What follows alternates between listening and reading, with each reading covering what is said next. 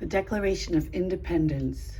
in Congress, July 4th, 1776.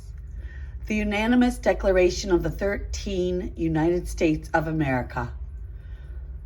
When in the course of human events it becomes necessary for one people to dissolve the political bands which have connected them with another, and to assume among the powers of the earth the separate and equal station to which the laws of nature and of nature's God entitle them, a decent respect to the opinions of mankind requires that they should declare the causes which impel them to this separation. We hold these truths to be self-evident, that all men are created equal, that they are endowed by their Creator with certain unalienable rights, that among these are life, liberty, and the pursuit of happiness, that to secure these rights, governments are instituted among men, deriving their just powers from the consent of the governed, that whenever any form of government becomes destructive of these ends, it is the right of the people to alter or abolish it, and to institute new government, laying its foundation on such principles and organizing its powers in such form as to them shall seem most likely to affect their safety and happiness. Prudence, indeed, will dictate that governments long established should not be changed for light and transient causes, and accordingly all experience hath shewn that mankind are more disposed to suffer, while evils are sufferable, than to right themselves by abolishing the forms to which they are accustomed. But when a long train of abuses and usurpations, pursuing invariably the same object, evinces a design to reduce them under absolute despotism, it is their right, it is their duty to throw off such government and to provide new guards for their future security. Such has been the patent sufferance of these colonies, and such is now the necessity which constrains them to alter their former systems of government. The history of the present King of Great Britain is a history of repeated injuries and usurpations, all having in direct the object, the establishment of an absolute tyranny over these states. To prove this, let the facts be submitted to a candid world. He has refused his assent to laws, the most wholesome and necessary for the public good. He has forbidden his governors to pass laws of immediate and pressing importance, unless suspended in their operation till his assent should be obtained, and when so suspended, he has utterly neglected to attend to them. He has refused to pass other laws for the accommodation of large districts of people, unless those people would relinquish the right of representation in the legislature, a right inestimable to them and formidable to tyrants only. He has called together legislative bodies at places unusual, uncomfortable, and distant from the depository of their public records for the sole purpose of fatiguing them into compliance with his measures. He has dissolved the representative houses repeatedly for opposing with manly firmness his invasions on the rights of the people. He has refused for a long time, after such dissolutions, to cause others to be elected, whereby the legislative powers, incapable of annihilation, have returned to the people at large for their exercise, the state remaining in the meantime exposed to all the dangers of invasion from without and convulsions within. He has endeavored to prevent the population of these states, for that purpose obstructing the laws for naturalization of foreigners, refusing to pass others to encourage their migrations hither, and raising the conditions of new appropriations of lands. He has obstructed the administration of justice by refusing his assent to laws for establishing judiciary powers. He has made judges dependent on his will alone for the tenure of their offices and the amount and payment of their salaries. He has erected a multitude of new offices and sent hither swarms of officers to harass our people and eat out their substance. He has kept among us in times of peace standing armies without the consent of our legislators.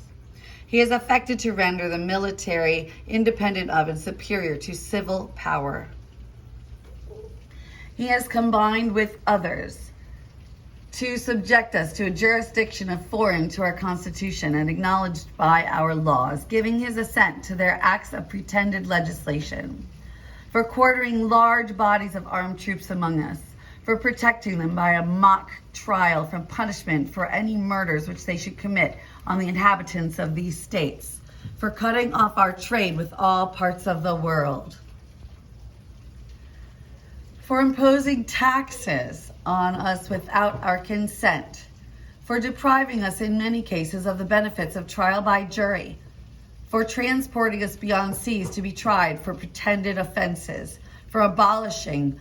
the free system of English laws in a neighboring province, establishing therein an arbitrary government and enlarging its boundaries so as to render it at once an example and fit instrument for intruding the same absolute rule to these colonies,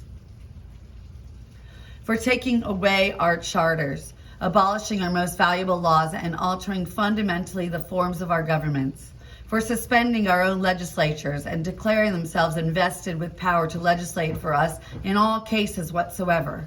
He has abdicated government here by declaring us out of his protection and waging war against us.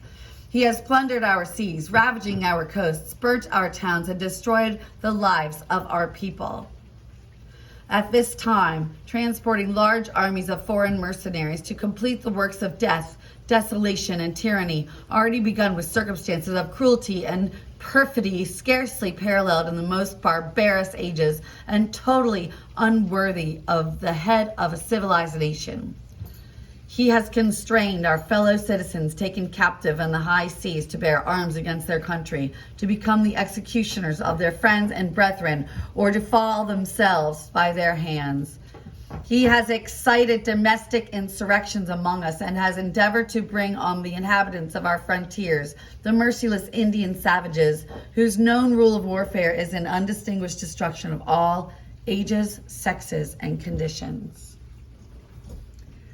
In every stage of these oppressions, we have petitioned the most humble terms. Our repeated petitions have been answered only by repeated injury.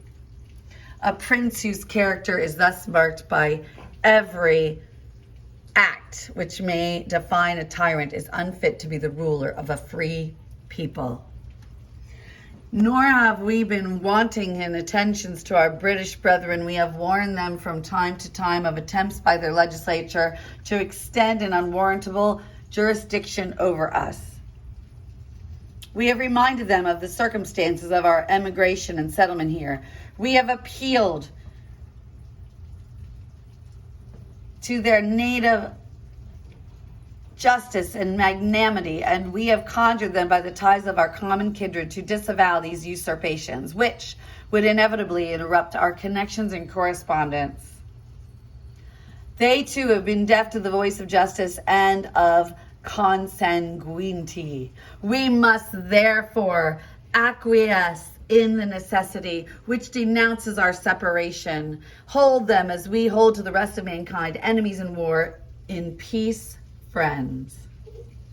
We, therefore, the representatives of the United States of America in General Congress, assembled, appealing to the Supreme Judge of the world for the rectitude of our intentions, do, in the name and by the authority of the good people of these colonies, solemnly publish and declare that these united colonies are, and of right ought to be, free and independent states, that they are absolved from all allegiance to the British Crown, and that all political connection between them and the state of Great Britain is and ought to be totally dissolved, and that as free as independent states, they have full power to levy war, conclude peace, contract alliances, establish commerce, and to do all other acts of things which independent states may of right do. And for the support of this declaration, with a firm reliance on the protection of divine providence, we mutually pledge